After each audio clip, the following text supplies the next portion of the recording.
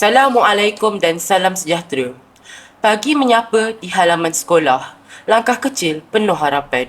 Tahun bermula, lembaran dibuka, menjadi saksi impian dan cabaran. Setiap permulaan adalah lembaran baharu dalam kehidupan seorang pelajar. Setiap langkah yang diambil membawa harapan, cita-cita dan peluang untuk berkembang. Di sini, di SMK Dato' Harun, kita bukan sahaja menuntut ilmu, tetapi juga membina sahsia, jati diri dan semangat kerjasama. Setiap senyuman guru, setiap panduan rakan dan setiap pengalaman baru adalah batu asas untuk kejayaan pada masa hadapan. Program orientasi minggu pertama sesi persekolahan 2026 diteruskan bagi menyambut kedatangan pelajar baharu dan lama, memupuk perpaduan, disiplin dan semangat setia kawan.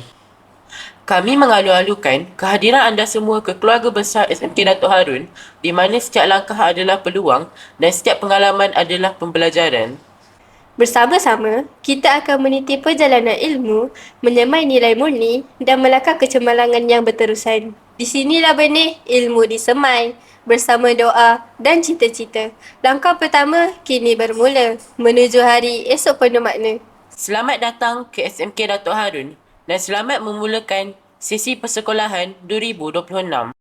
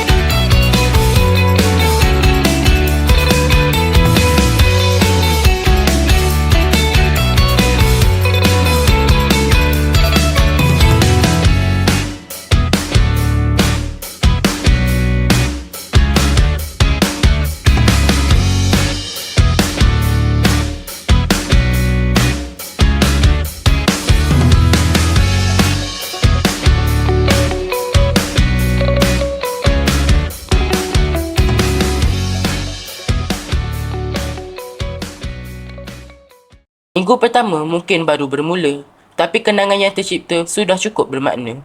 Dari langkah pertama yang penuh debar, tawa bersama rakan baharu, hingga detik-detik kecil yang akan terus dikenang, inilah permulaan sebuah perjalanan yang lebih besar.